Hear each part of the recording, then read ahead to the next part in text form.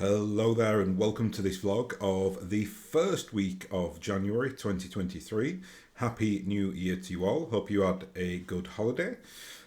Before I get into today's topic, I just want to do a few housekeeping points because you'll have noticed I've not recorded for a while.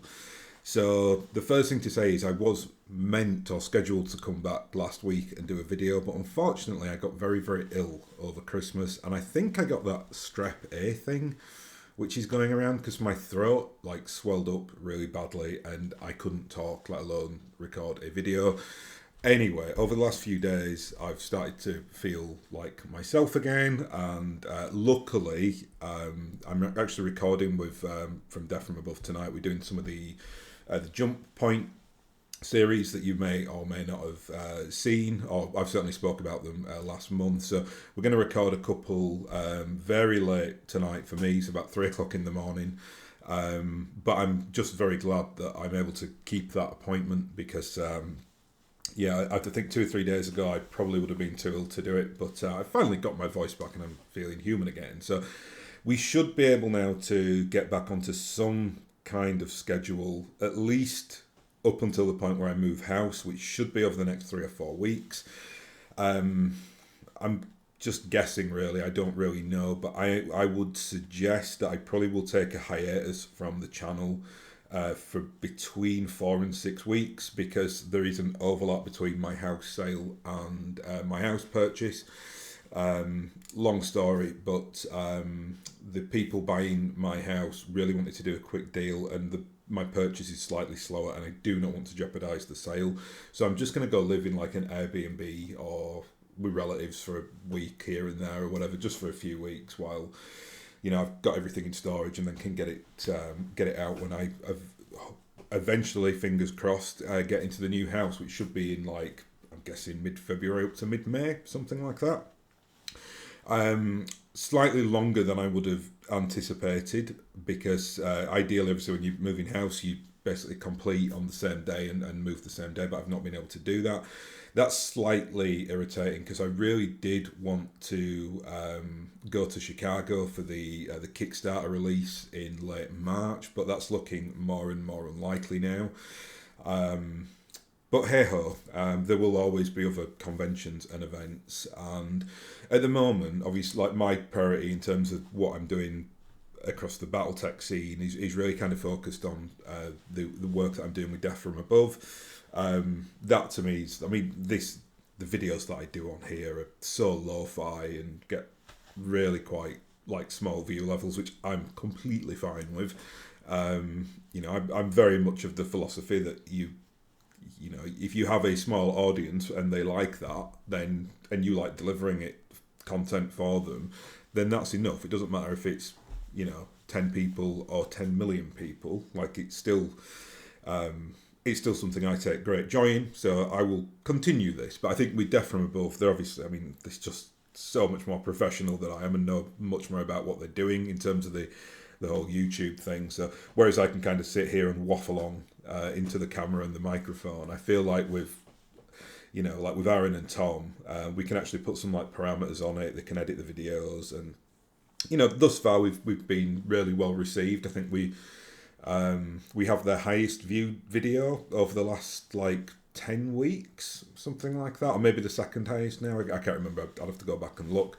But I know that we were all quite pleasantly surprised because it's just kind of a bit of a news show. And we obviously record them in batches because obviously the time difference is quite brutal, because Tom and Aaron usually can only record of an evening, and then I'm kind of getting up at 2, 3 o'clock in the morning to record them. So we can't obviously do that very often. It's why we've got one show every 2 weeks. So we'll do them in batches. So unfortunately, we're always going to be slightly behind the news curve because tonight when we record, for instance, or for me tomorrow morning, this is early January now, so I'm recording this on January the 5th. These shows won't go out for another, I think we've got 2 already in the bag, and then we're doing these 2 tonight, and then we plan on doing 2 more before I move house.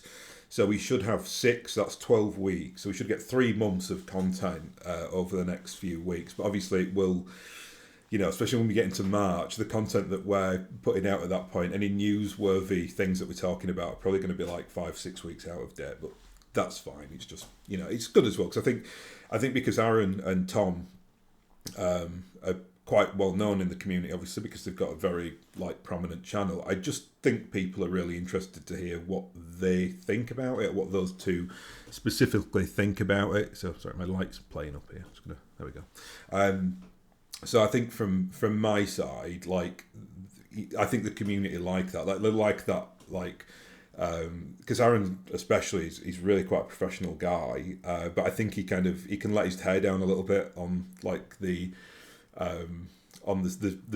shows that we do, because it's more informal and it's more opinionated, and I don't know if he'd say, I think he enjoys doing them for sure. I know me and Tom really like them, because it's me and Tom are a bit like podcast aficionados, so we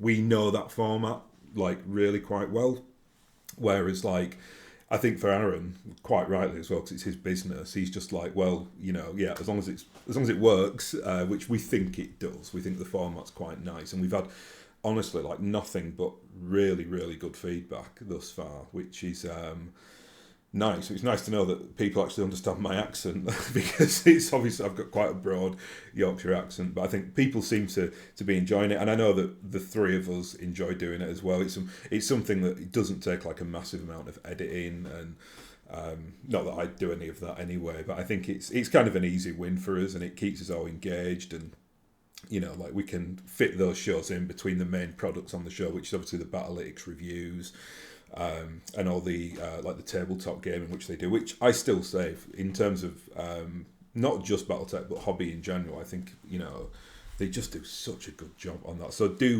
if for some bizarre reason you know who I am and you don't know who Death from Above are, please do check them out, because they are absolutely fantastic and great guys as well, really genuinely nice guys. I wouldn't work with anyone who wasn't a good person. So there we go. Anyway, on to today's topic. I'll preface this a little bit in the first instance by saying I've got a little bit of a New Year's resolution with this channel, and that's to get a little bit more spicy and do a little bit more, I suppose, if you want to call it divisive content, then you could call it that.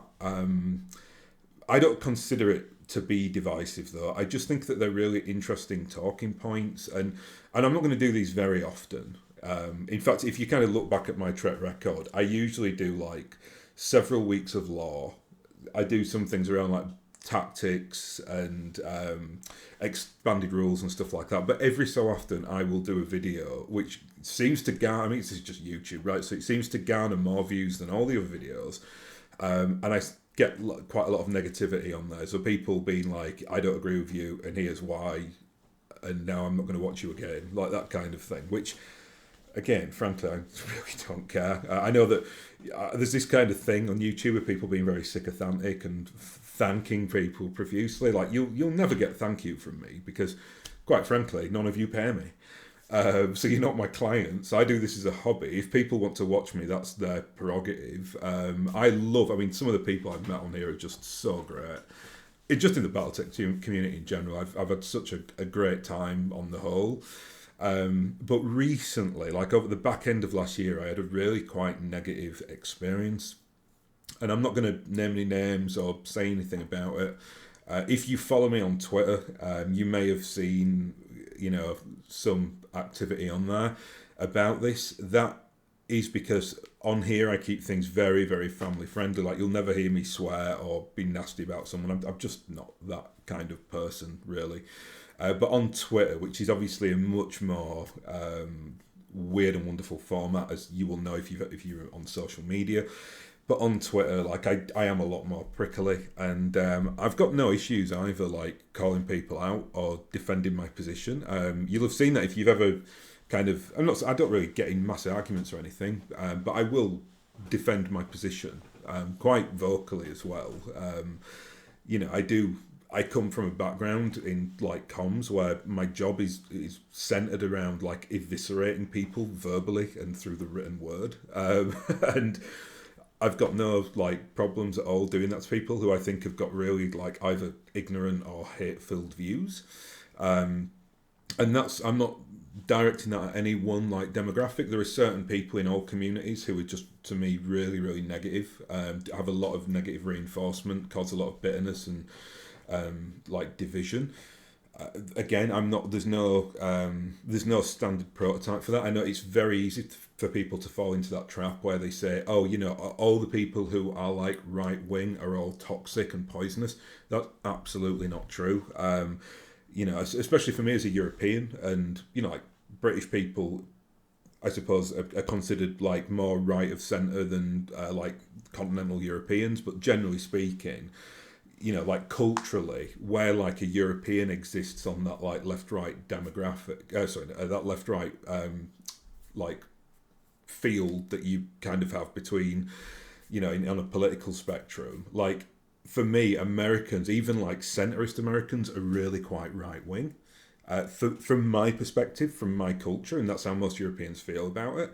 But then again, the reverse is true, right? So like when I speak to Americans, I can tell that in their mind they're thinking, who is this goddamn communist, right? So like, and that's just the way it is. That's just the cultural thing. But some of my best friends are American, and some of my best friends are really quite like right of centre American. Some of my very, very close friends in the BattleTech community are of that ilk. I don't judge them on it because then there's a line, right? Like as soon as someone veers into that like, oh, I am just going to sit in this entrenched position and say really hateful, nasty things about people, whatever side you're on, straight away I'm like, yeah, I don't want anything to do with that person.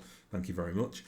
And I think most people feel that way as well. Like the vast rump of people in any community, and for us obviously it's the BattleTech community, but I I will not enforce that hatred. I will not condone it, and I do think that we need to start ostracizing the people who are causing those divisions. And you know, recently, if you kind of followed all the shenanigans going on over the last few months, which I'm not going to dig up here, but I remember the Tex from Tex Talks BattleTech did a really, really good, heartfelt, like, well, it was on his Patreon page.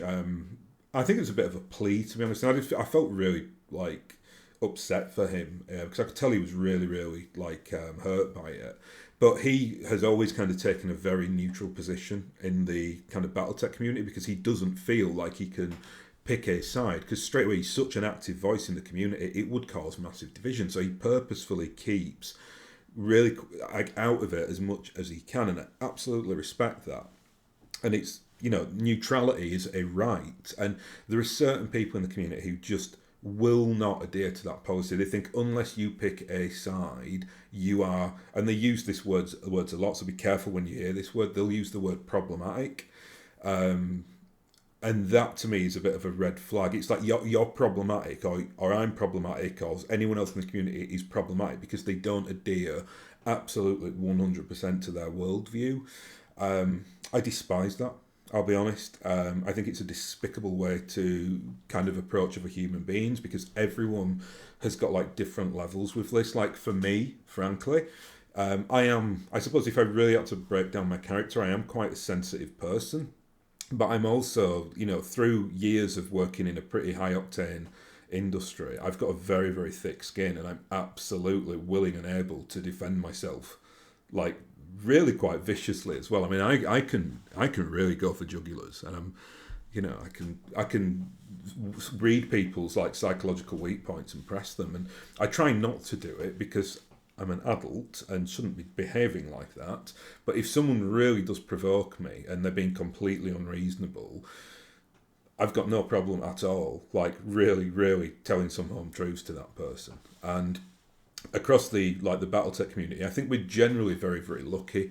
Like most people are so like engaged and forgiving and upbeat, and you know, and I think, I don't think this is going to sound really cheesy, but I think that's why I gravitate to it, because by nature I am quite a generous person, and what I mean by that is like if I like people, I will donate so much like time to, you know, like just take BattleTech as a, you know, as a thing. Like I teach so many people BattleTech. I think like last year I bought like 10 versions of a game of Armored Combat and just gave them to people. Who I know are gamers, just because I want to kind of spread the good word of the the gospel of BattleTech. And I'm not, that's my prerogative. I don't expect any kind of like big up for doing stuff like that, or for anything else that I do in the community. But I'll quite openly say that I do it, and I think it's appreciated amongst our community much more than it is in certain other communities where either things like this aren't the norm. Because what I do, I don't consider what I do actually unusual. If you go and speak to like anyone who's really engaged with the BattleTech community, I know loads of them who will just buy the game for people, or will just like for me, what I've done quite often is because I'm a bit of a mech hoarder, and I've got loads and loads of them. So I wanted like lots and lots of catapults, and it's in the Game of Armoured Combat box set. So I'd buy like 5 versions of the game, take all the minis out. And then obviously you've still got the game in there, 'cause it's got all the cardboard standees and stuff like that. And those I'd absolutely, I obviously gave those away for free. But there was a point where I bought 10 like sealed boxes and gave them to people who I knew were gamers, who I knew would teach other people as well. So again, and I think when you're in a community where that is the norm, that's really lovely, right? That makes you feel like you are part of something where people are trying to spread something because it's brilliant. Obviously I adore BattleTech. It's it's one of my main hobbies. I'd say I've got like 3 major hobbies. It's one of those, and I love everything about it. The setting, I love everything that we've got over the last few years. It's been, again, it sounds cheesy, but it's one of the great like things that's happened in my later life is BattleTech having a resurgence. It's given me like a real new lease on hobby life, so I'm really, really appreciative of that. But again, I've really gone off topic here. I really wanted to talk about something specific today, but I think it's important that I kind of set the new year up with the whole expect to see maybe a little bit more cheekiness in my videos, because something did happen that that really kind of got under my skin. I'll be honest, I felt slightly betrayed by it, and I can't say I'm upset because I'm too like thick-hided to get upset about stuff like that. But it actually made me quite angry, to be honest. And I kind of got to a point now where it's like I want us to be the vocal, good majority, right? And they are voices that just get passed over so much because of fringe people who are like on the extremes of political ideologies, who just poison the well, and then unfortunately they drag innocent people who should usually just be quite like normal people with opinions that aren't radical or hateful, but they get dragged into it because I don't know, I think it's very easy to get like inspired by like a demagogue or someone who's like, just how I would say it is all sizzle and no steak, right? So like they talk a good game, but they're not. There are, like for us, I think there are people who attach themselves to the BattleTech IP like leeches. They have no interest in the game. It's just like they get something out of it for whatever reason, and they suck it dry. And you can always tell the bad ones because everything becomes politically motivated. Everything's got an agenda. They usually monetize everything. Like if you're kind of looking at the people across our community who genuinely do fantastic work. And I'm going to plug them again because I obviously kind of work with them directly, but Death from Above created an entire gaming system. Literally, like Aaron specifically, they may all have done this, but Aaron in particular, because it's, they film it in his studio, spent a fortune on like audio, video equipment, constantly asking his community via Patreon, who he gives a lot back to. In terms of like rule sets and content and things like that. He's constantly saying, what do you want us to do, right?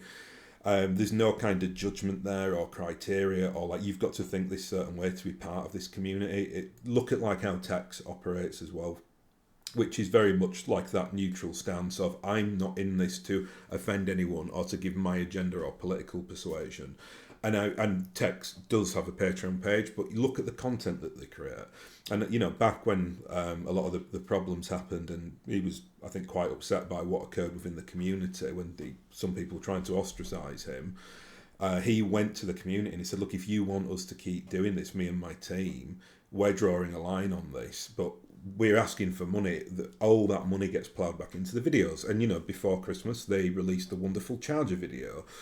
And that's content that is just done by, you know, a few people, like artists and editors, and obviously Tex does the scripting for it. And, like, it's just, there are people in this community who are exceptional. And I don't use that word, like, loosely. Exceptional people who are so committed to it and spend so much time and energy on this. And I suppose if I was going to be objective, I do tick that box a little bit, but I'm much lazier and far less committed than most. But I still will try and, like, spread the good word. And I just, maybe for, like, you know, for people like Tex would say, for instance, you know, he wants to remain neutral on it and he doesn't want to necessarily get involved. And I think a lot of that is to do with his own mental health, because it would challenge him and it would throw him into a dark place. For me, I'm quite happy to challenge it. Right, like I'm like I said, I am thick-skinned. I will quite happily act as that voice if needs be, to bring some, like, a modicum of moderation. That's a good quote, isn't it? Modicum of moderation, to a debate, or I'll call it as I see it, because there are certain things where, like, one side or the other on the fringe will do something so, what I'd consider so offensive and so ridiculous. I think we do need to start calling them out on it, and I think the vocal majority amongst us, together, we are far more powerful collectively than any of those fringes will be. It's just that in the rump, you don't have demagogues, right? Like, I'm not a demagogue. I'm not sit here like fire and brimstone and calling people out and swearing at folk and stuff like that, because I'm quite rational. And unfortunately, that's not really a card that plays with most people, because it's much easier to kind of get inspired by the person who's on the soapbox, like, proper going for it. And I don't have that in my. I mean, I'm British. I don't have that in my character. So, you know, like, but I think through talking about this, doing, like, videos like this where I can discuss it and act as a bit of a hub, and then people can debate it as they see fit. I mean, again, if you've interacted with me before, you know that I will happily, like, I've been ill, obviously, so I've not commented on the YouTube page for a long time now, but I usually will try to respond to every reasonable comment. And it's only on certain occasions I've had to kind of tell people off who've said something ridiculous or whatever, but I try not to do that. I try to behave myself, but sometimes I let myself down. Anyway, so I've gone on for ages there, but that's kind of my New Year's resolution and a little bit of I suppose, of a state of affairs. What I wanted to talk about today,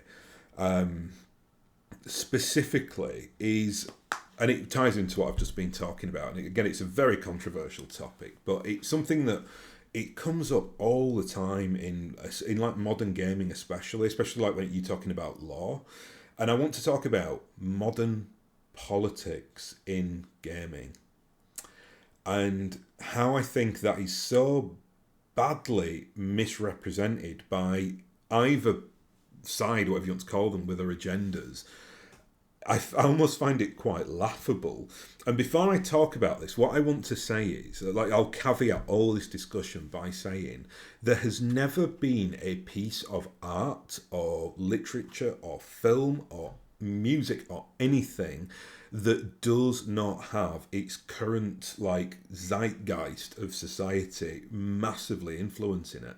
It's simply not possible. If you go back and, like, listen to a Mozart opera written in the, you know, like, hundreds of years ago, like, he famously, like, Mozart tried to get Figaro made, but kind of got rejected over and over because Figaro was seen as a very, like, class divisive play. And Mozart was constantly saying, I don't care about the politics, I just care about the music. And Figaro's quite a funny play. I mean, I've seen Figaro multiple times. It's a wonderful, like, I mean, I love Mozart anyway, but Figaro's probably my favourite.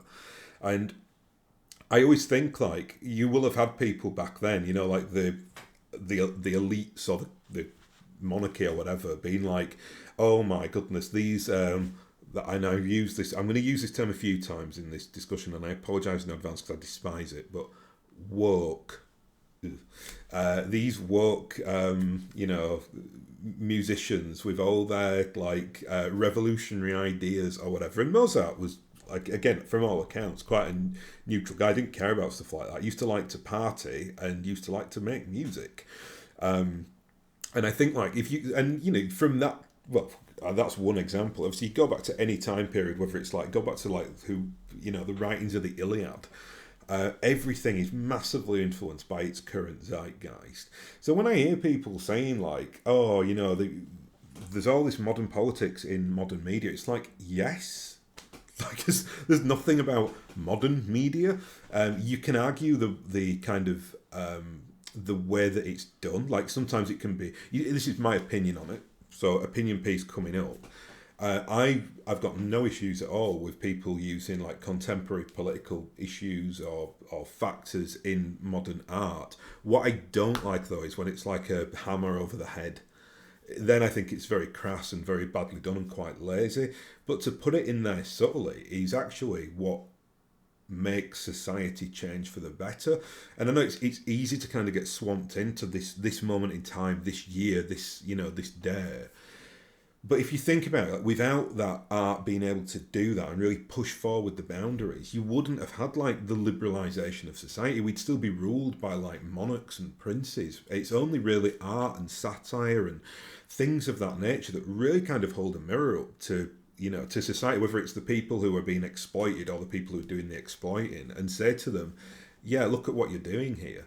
And art, that's one of the great powers of art, and it always has been, and it always will be. So when you kind of hear this, like these arguments, and I just hear them so much now. Like people parrot a lot of like groupthink on it, on either way, which is like a film will come out and it will have.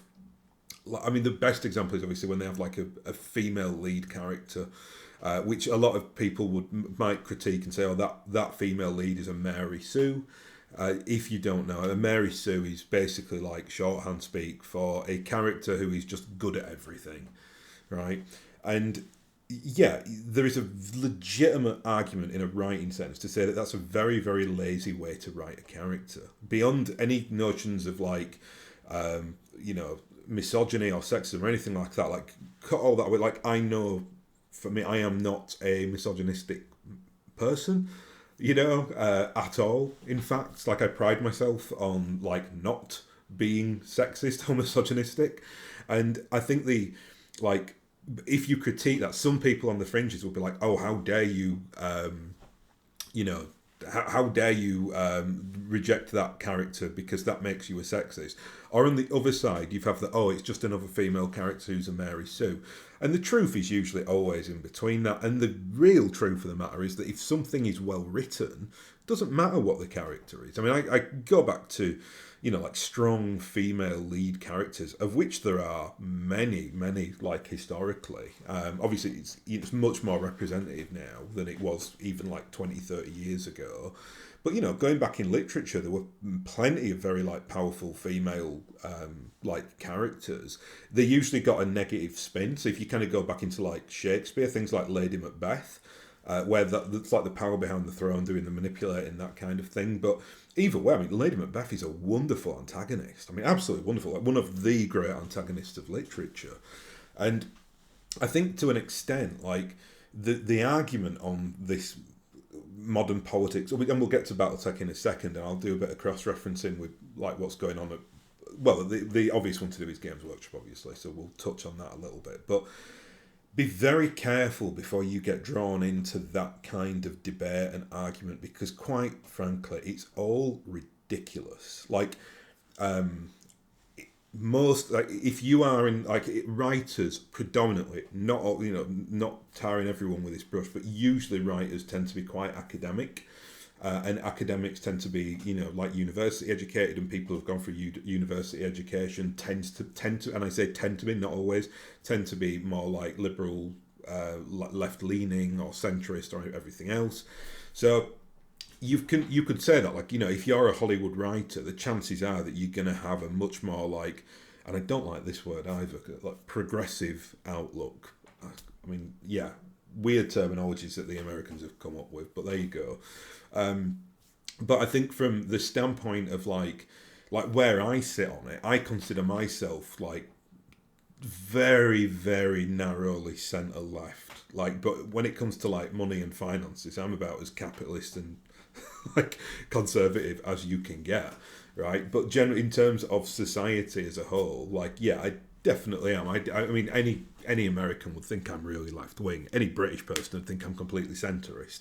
So depends what culture you're from. But overall, I think, like, be careful if you're kind of going to get involved and listen to like media that kind of really goes down the fringes and rabbit holes of these things. You've got to be very, very careful, unless you really kind of trust yourself not to become radicalized, which does happen. I've had plenty of friends who have been like radicalized in the past by the really, really poor quality like content that they've been like consuming.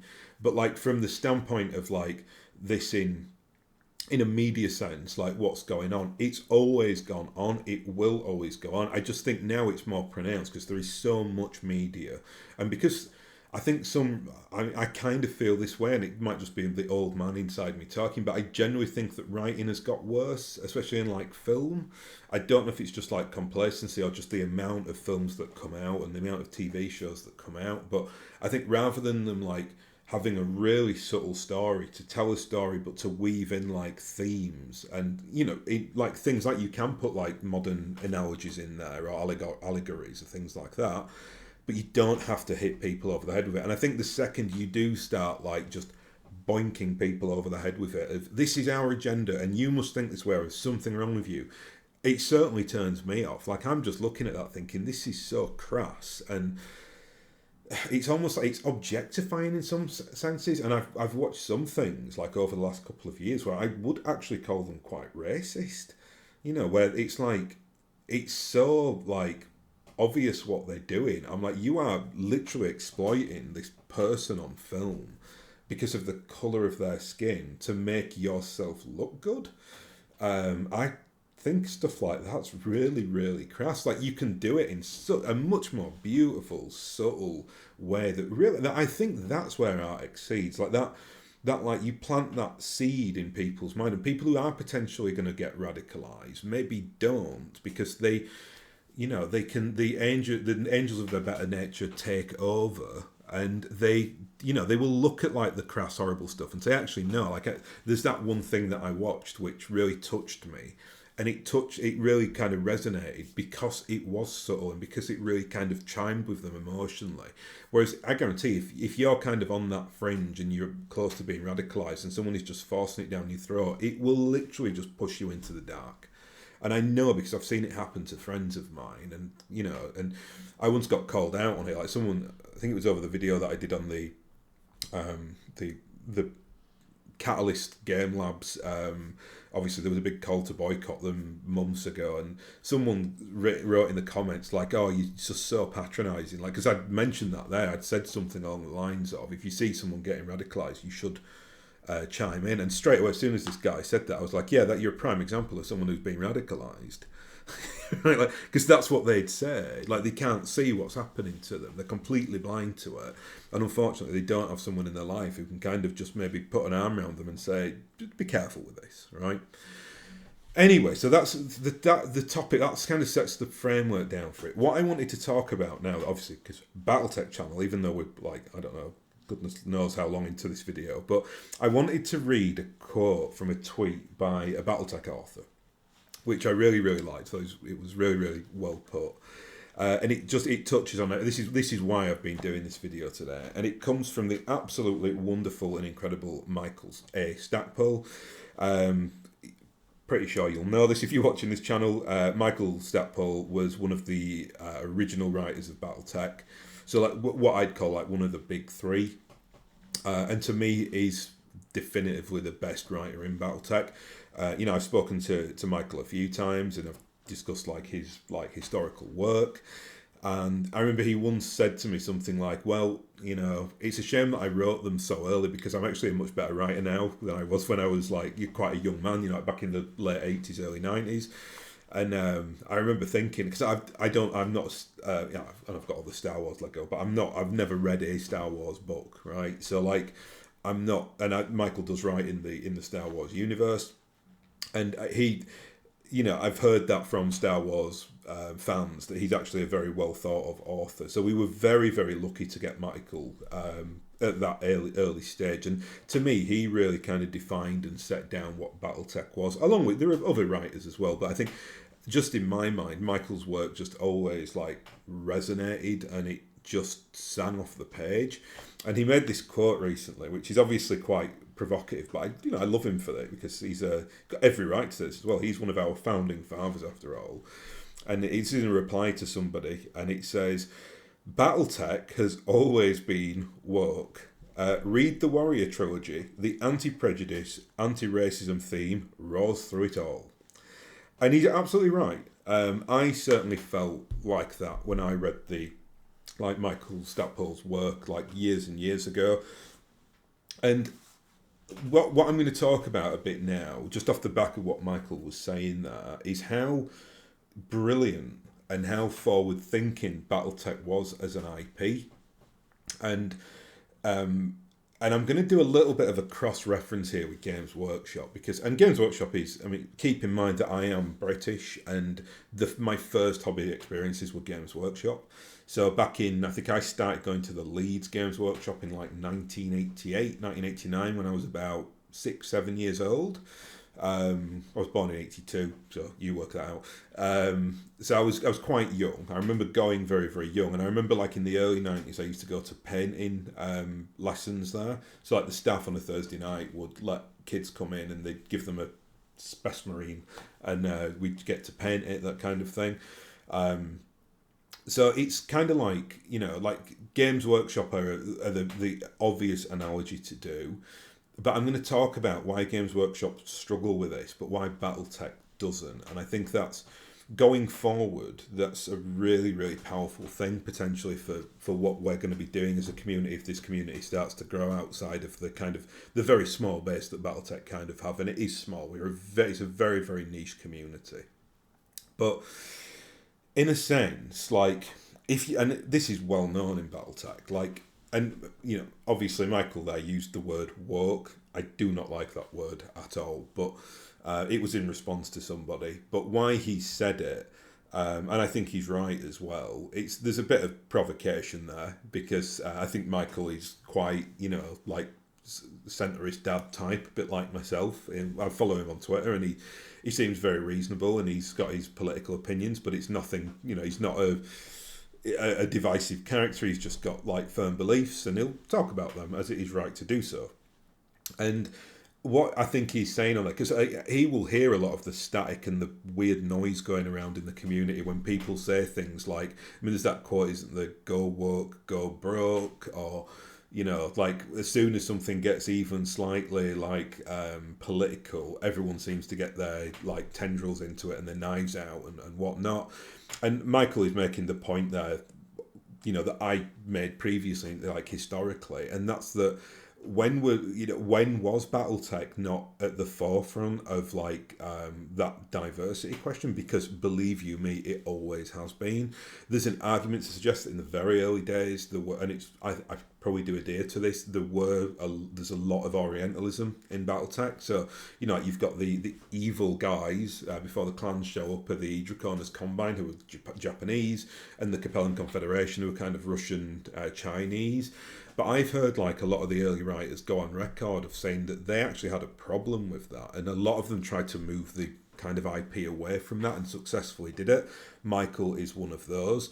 So it's with the Capellans, and they in a lot of books. So this isn't one of Michael's works, but in the Grey Death Legion trilogy books, it's kind of the Free Worlds League who are the kind of faceless bad guys in that, right? So and I think that the author of that has made a real purpose choice to do it, and because it's everything at that point was so geared up between about the evil Capellans and the evil Draconis Combine. It was no, actually, all the 5 powers of the Inner Sphere are evil, including my guys. They're all, we've just got the best PR team. But generally speaking, there's no good comes out of any of it. They're all far too big, far too powerful, and far too corrupt. Whatever system they are utilising, they're all pretty rotten. And I think the kind of shades of grey area within BattleTech really kind of, promotes that over the longevity of all the books that have come out in the lore. And then obviously you get the clans show up, and they are kind of a natural antagonist because they are very antagonistic. So that changes things a little bit.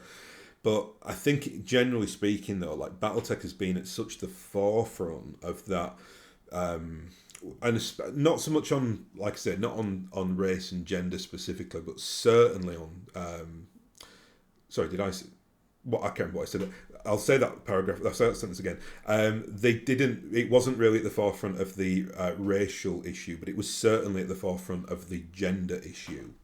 That's correct. So when you kind of read like the early BattleTech books, you will just see a massive like female presence in there, very very well known as well. And this is not the norm. This was not the norm in the 80s. I mean, I think things like Natasha Kerensky for me is very very obviously kind of adopted from the Sigourney Weaver character from Alien and Aliens. That was obviously Alien and Aliens are like late 70s, mid 80s films. BattleTech is an early to mid 80s IP that started to come around, and Natasha Kerensky, I believe, really starts getting to prominence in the mid late 80s. It's a weird one, right? Because I think the general consensus is that Natasha Kerensky came first, and then they back-built the lore, and that's when General Kerensky back in the Star League era became a thing, and that was like, so it was kind of an egg and chicken situation.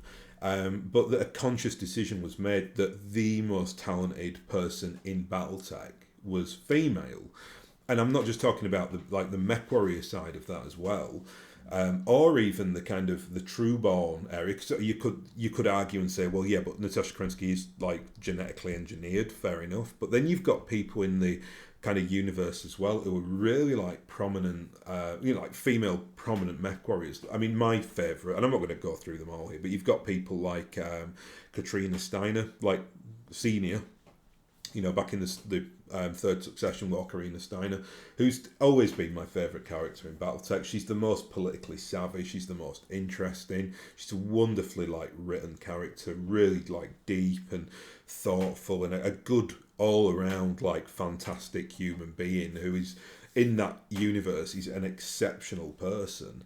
Then you've got like people like Rhonda Snord, who's one of my personal favourites, and Rhonda is like a bit more on the academic side of it because her kind of merc outfit are like treasure hunters with the Snords irregulars, and Rhonda's just so fun, and she looks very like I think I always imagine her like the people who wrote for her or created her years and years ago. She reminds me a little bit of like Susie and the Banshees lady.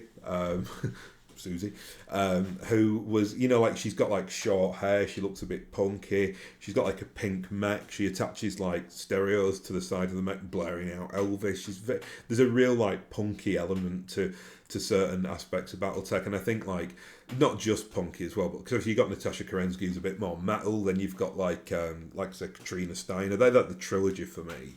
Katrina Steiner's the brain of the operation, right? She's the absolute genius amongst them. But it was doing things that most, and you did get, there's a lot of nonsense spoken about now. I mean, I saw some recent stuff. I can't remember who it was, but an actress had come out and said that she'd laid the foundation for like female protagonists from. Was it the lady that did the Hunger Games? I've never seen the films. I don't know the actress, I don't think, but I'd seen something about that, and I remember everyone went mad about it, and quite rightly. I mean, I don't know how Sigourney Weaver feels about that. Seeing that, like, I'm sorry, I did this back in the 70s, and it was a purposeful decision. Like Ridley Scott, if you watch the original Alien film, it looks all through it like the main protagonist is going to be the captain of the ship, but he's not. In fact, he turns out to be a bit of a schlub and not very good and not take responsibility. And it's Sigourney Weaver's character who kind of, she survives it, and she certainly gets close to bringing a few of the crew members with her. But obviously, the alien, it's a horror film, so the alien gets them. Spoilers, but it's a 50-year-old film, or nearly 50-year-olds. So, you've got this weird dynamic with BattleTech where they made a conscious decision to really kind of push like gender equality in the setting, which again was a thing at the time in the 80s, but then there is an argument to suggest that there was a racial element to certain aspects to it, which I think got really kind of cleared up as the clan invasion started to become a thing, because then And that I honestly think that's one of the reasons they did the clan invasion, is to kind of just take it away from all the kind of Orientalism around the Draconis Combine and the Capellans, and you can kind of factor in your all your hatreds then towards the clans, and it certainly worked for me because, like, I mean, I naturally shouldn't really like the Capellans, but I do. Like, I love their style and their mechs, and the lore's fantastic, and I especially love the St. Ives area because they had the little rebellion, and it's just a really interesting, almost unloved part of the BattleTech universe. It got a lot of prominence in early BattleTech. Did what happened in the St. Ives, but I think it's just a beautiful little story that kicks off, and there's a lot of really cool characters around there. But like, so I think the any kind of racial issue with it was kind of fixed back in the 90s, and I certainly don't get that impression anymore. There's no more like mustachio twirling Oriental people doing sinister things. You've got equally as many like French, Anglo-Saxon, Germanic people doing crazy things or horrible things. So, and then you obviously got the entire realm of clan culture, which is its own thing. So you can't really attach any kind of race to that because it's an inbuilt universe like IP thing. But very quickly, what I'm going to do, let's just compare and contrast this with Games Workshop a little bit, because there's a lot of the debate that happens with Games Workshop, and they're our rival, right? I mean, I love Games Workshop stuff, play as much Blood Bowl as I do BattleTech, but I'm acutely aware that, like, I am Team BattleTech, so, and I don't mean this as getting a dig in at Games Workshop. I generally love their models, and they're a very successful business, and I'm very proud of them because they're a British business. But Games Workshop, I think, have unwittingly kind of written themselves into a corner on what they want to do now, which is because they're a big corporate, remember, so they're very keen on the diversity issues, and it's really quite difficult for them to do because the law has kind of backed them into a bit of a corner. And this is again something where I go back to BattleTech. BattleTech simply doesn't have this problem because from day one it was incredibly up on things like Natasha Kerensky's. If you know anything about like the Games Workshop community, you know that there's been this debate going on for just forever about female Space Marines. And in like the original law back in the 80s, it said something along the lines of like, oh, only I think it's gene seed, isn't it? The Emperor kind of develops the technology to create the Space Marines, and each Space Marine chapter in the early days has got their own Primarch, and that Primarch is like a special character, and they're all male. And they did leave two little things apart, like two of the Primarchs are kind of unlisted. If you're reading Games Workshop literature, it's quite funny because it's like redacted. And I was thinking there maybe they did that so they could potentially put like a female Primarch down or do something different with it, whatever. But I don't think I don't follow the lore enough to really know, but I've not heard anything of that happening. What I do know is they brought some of the Primarchs back. So like famously several years ago, Rabu Gulliman, is that how you say his name? He's the Primarch of the Ultramarines. He kind of came back and like galvanized things and kind of moved the story on quite a bit.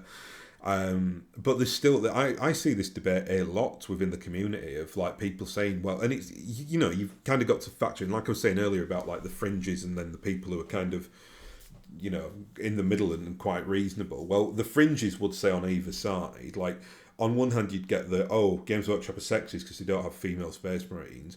But that's not really true because Games Workshop have got things like the Sisters of Battle in there, so they do certainly cater for like female protagonists and female units. And I mean, I've got tons of Blood Bowl, right? Like tons of it.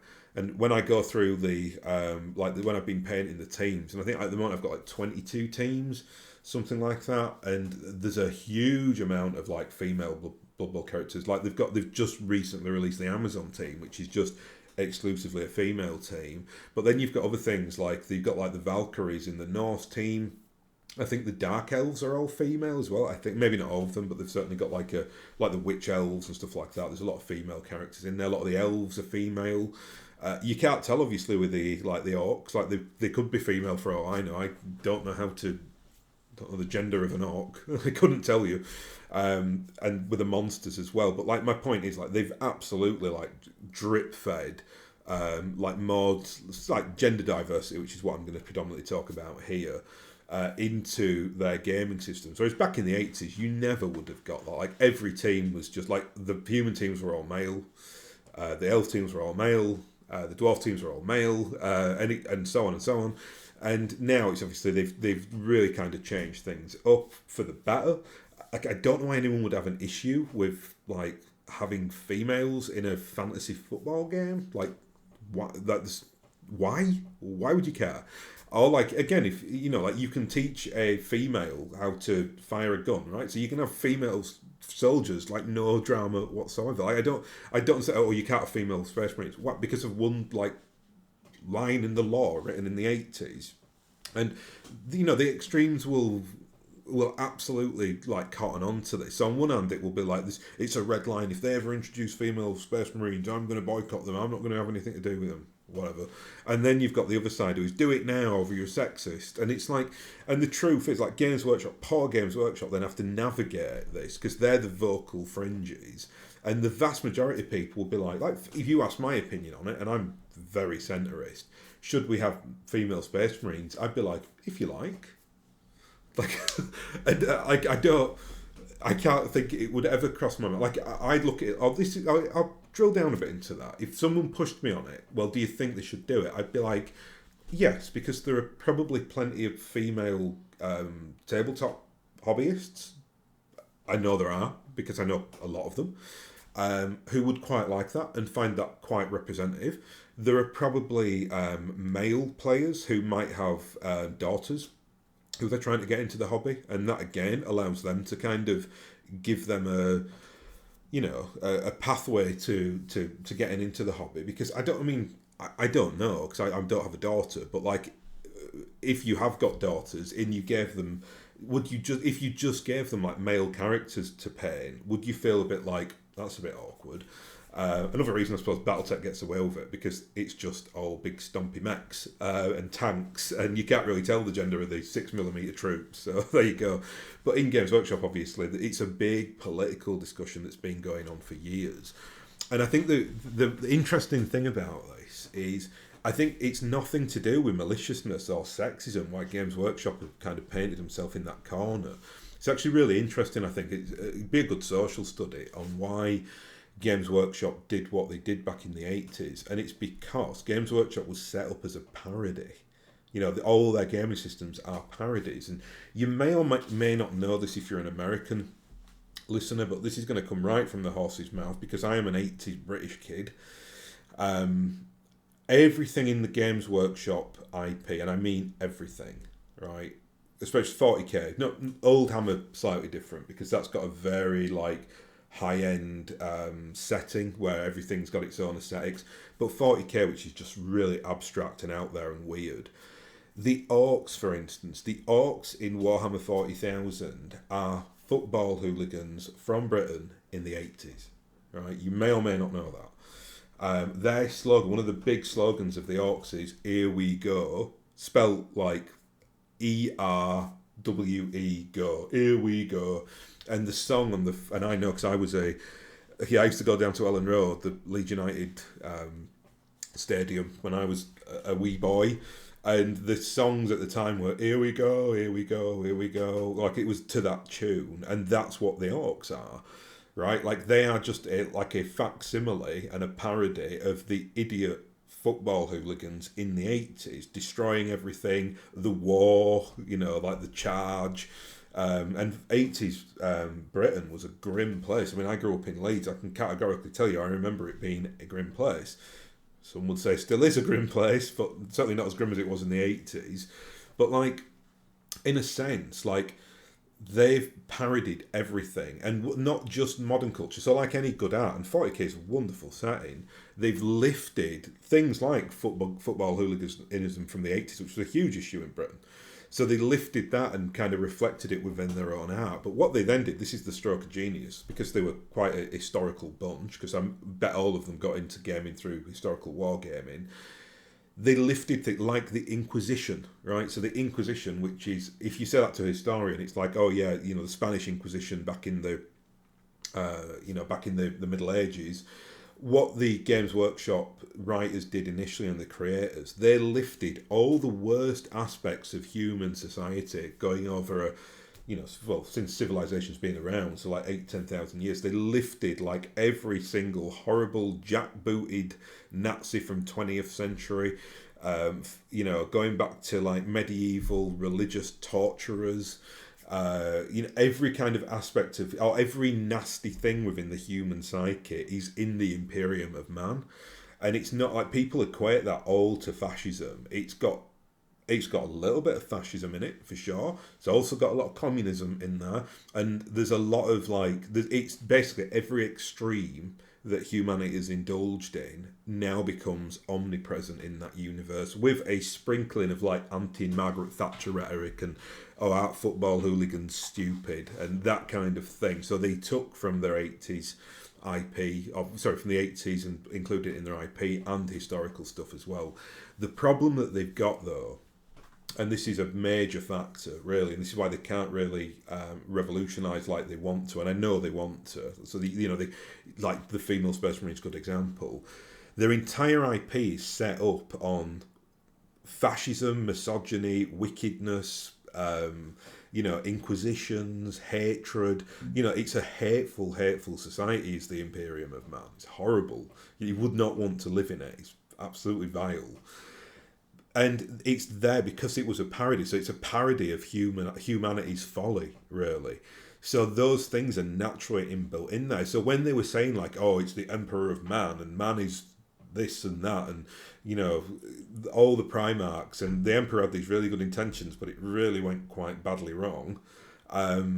Then it's like the purposefully did not put women in there, because it's one of the real negative traits of humanity has been how we have treated our female sisters over the millennia. Women have had some of the rawest deals that you can imagine, whether it's through like their biological constraints. So it's like, women have been burdened with, for instance, childbirth, right? I mean, that's no fault of a woman. That's just the way that kind of biology swings. But, the patriarchal systems, and I use that word loosely because it's a controversial topic in its own right, this, but, there's an oppressive element of how society has treated women, and men have been treated like garbage as well. I mean, if you're kind of a student of history, you kind of know that everything before the 1890s was absolute trash fire.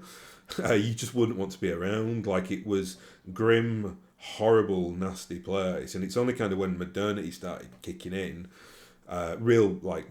proper modernity, and then even then we messed it up, because within 50 years of modernity we had 2 major world wars and millions of people died. But generally speaking, aside from those problems, like, that's when you start getting things like like hygiene in hospitals and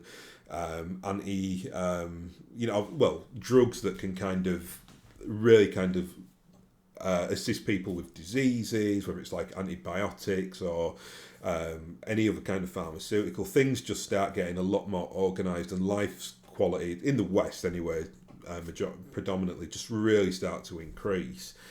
And it's a weird thing, because, like I said, 40k picks so much from like the worst parts of human history, from from the 80s before. Everything that came up, they were, if they were doing it now, you'd probably have like really popularist political leaders. It'd be a sprinkling of that. You didn't really get that in the 80s. Like, Ronald Reagan and Margaret Thatcher were still very, very serious politicians. They did get critiqued a lot in 40k. Like, there's quite a lot of anti-Thatcher rhetoric if you really read down into it, because she was not popular. And remember that Games Workshop is a northern company. It's based out of Nottingham, and there was big, like, at the time there was like mining strikes and wars with the trade unions, and Nottingham was really quite in the centre of that, along with like places like Sheffield.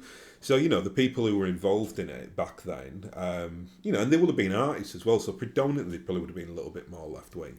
So there was no malice there. They weren't saying, oh, we don't want women in our setting. It's got nothing to do with that. It's just because male, like, patriarchal systems, of which the world has kind of been involved in through like kingship models or anything else, going back far back into history, it becomes like it's actually a reflection of mankind's folly, is how badly we've treated women.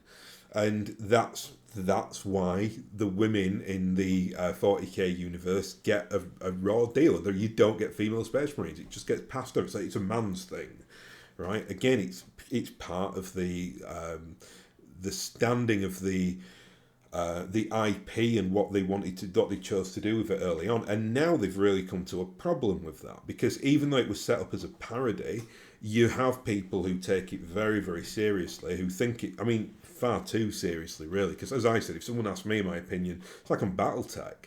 If they said, oh, we're going to take BattleTech in a wholly different direction, and I didn't particularly like it, I'd be like, yeah, I don't particularly like that. But that would be the extent of it. I wouldn't start,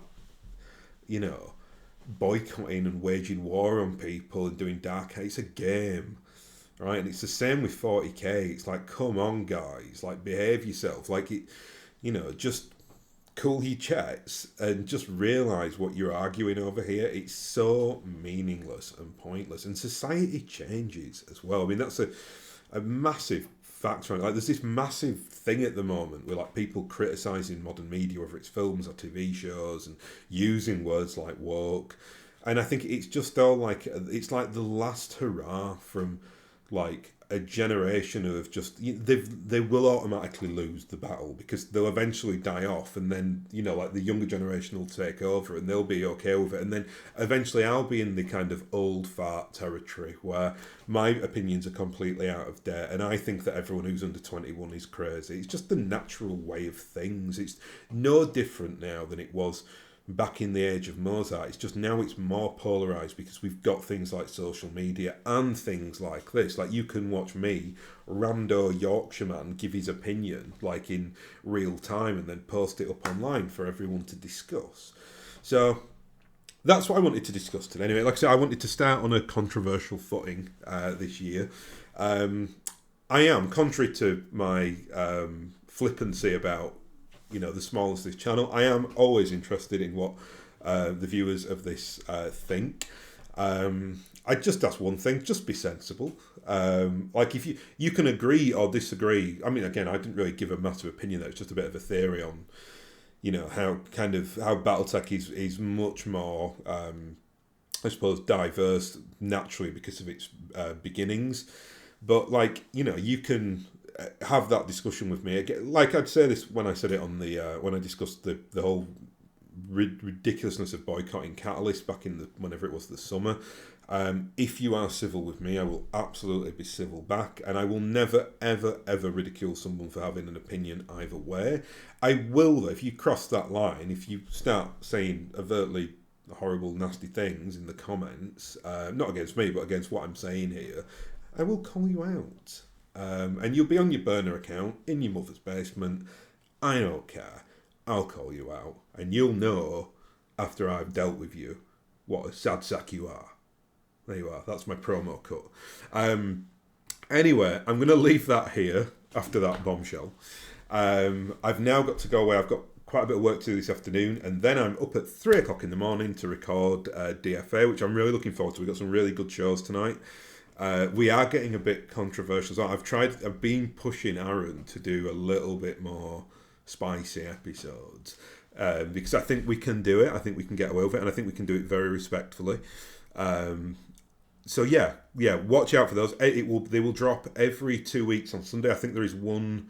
Just let me check the calendar here. I think it's not released for this, not scheduled for this Sunday. I think it will be Sunday the 15th of January. I could be wrong though. Aaron may have scheduled it for the 8th. I can't remember.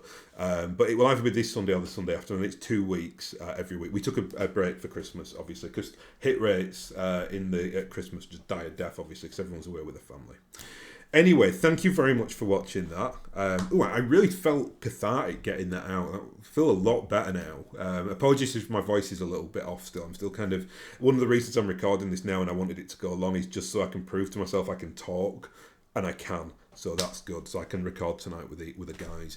Anyway, thank you very much for watching, and I'll hopefully catch you again next time.